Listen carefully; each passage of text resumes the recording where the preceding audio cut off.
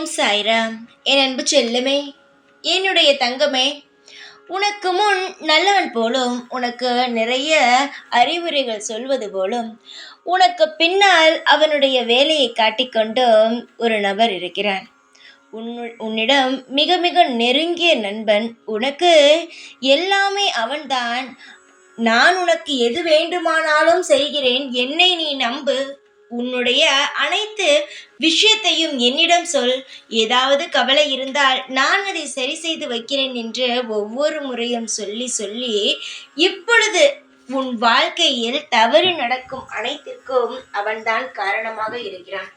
நீ நினைக்கிறாய், என்னுடைய நண்பன் எனக்கு எந்த துரோகமும் செய்ய மாட்டான், அவன் நிச்சயமாக என் வாழ்க்கையில் இருக்கும் பிரச்சனையிலிருந்து என்னை காப்பாற்றி என்னுடைய வாழ்க்கையை நல்லபடியாக ஆக்குவான், அவனுக்கு அனைத்து திறமைகளும் உள்ளது என்று அவனை நம்பி உன்னுடைய வாழ்க்கையில் இருக்கும் அனைத்து விஷயங்களையும் சொல்லி அவனிடம் ஏதாவது ஆறுதலான வார்த்தை கிடைக்காதா?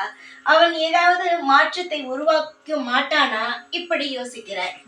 என்னுடைய தங்கமே, உன்னுடைய வாழ்க்கையில் நீ யோசிப்பது பார்க்கும் பொழுது சரி என்று தோன்றும். ஆனால் உன்னுடைய நண்பனுடைய உண்மையான முகத்தை நீ தெரியப்படுத்தும் பொழுது, பார்க்கும் பொழுதும் உனக்கு இப்பேற்பட்டவனுடைய நாம் நட்பு வைத்திருந்தோம் என்று தோன்றும். ஏனென்றால் அவன் அப்பேற்பட்டவன். நீ நினைப்பது போல் அல்ல.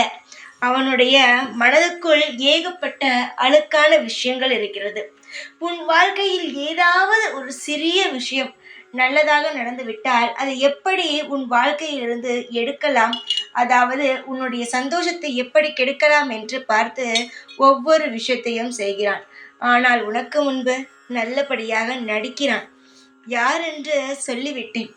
ஆனாலும் அவனை நம்பிக்கொண்டு தான் இன்னும் நீ இருப்பாய். சீக்கிரமாக அவன் மூலமாக ஒரு பிரச்சனை வரப்போகிறது. அதை தடுக்கலாம். நீ அவனை தூரமாக வைத்திருந்தால் தடுக்கலாம்.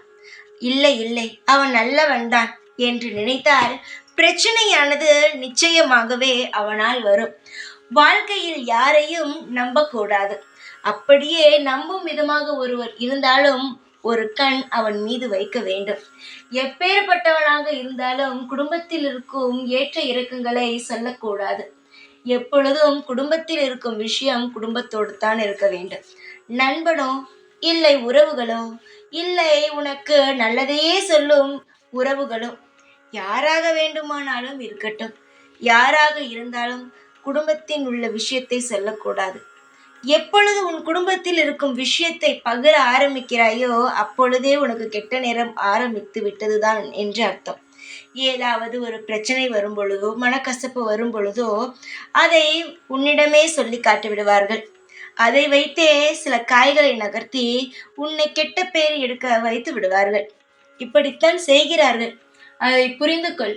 உனக்கும் நான் பல முறை பல விஷயங்கள் சொல்லியிருக்கிறேன், பல உறவுகளை அடையாளமும் காட்டியிருக்கிறேன். ஆனாலும் அவர்கள் ஏதாவது ஒரு சிறிய விஷயத்தை நல்லபடியாக பேசிவிட்டால் அவர்கள் நல்லவர்கள் என்று ஒரு முடிவுக்கு வந்து எல்லா விஷயத்தையும் நல்லது கெட்டது எல்லா விஷயத்தையும் சொல்கிறாய், செய்கிறாய், அனைத்தையுமே எல்லாவற்றையும் அவர்களுக்காக செய்கிறாய். ஆனால் திரும்பவும் அவர்களிடம் அடிவாங்கும் பொழுதுதான் அவர்களை பற்றி சாய் அப்பவே சொன்னார் என்ற ஒரு எண்ணம் வருகிறது. தங்கமே, யாராக இருந்தாலும் நம்ப வேண்டாம். உன்னை சுற்றி இருப்பவர்கள் அனைவருமே ஒரு போலியான முகத்துடன் தான் இருக்கிறார்கள். உனக்கு முன் நல்லபடியாக பேசிக்கொண்டு உனக்கும் பின் செய்வதை செய்து விடுகிறார்கள். அதனால் யாரையுமே நம்பாதே. உன்னுடைய வாழ்க்கையை நீ எந்த அளவு தனியாக எந்த ஒரு நபரிடமும் முடிவு கேட்காமல் நீயாக நடத்துகிறாயோ அப்பொழுது உன் வாழ்க்கையில் இருக்கும் அனைத்து பிரச்சனைகளும் முடிவுக்கு வரும். கவலைப்படாதே, அடையாளத்தை காட்டிவிட்டேன், அதனால் நீ சுதாரித்து விடுவாய் என்று நம்புகிறேன்.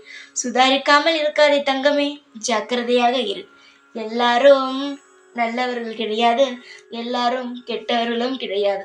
உன்னை நீ ஜாக்கிரதையாக பார்த்துக்கொள். நான் இருக்கிறேன் உனக்காக எப்பொழுதும். ஓம் சாய்ராம்.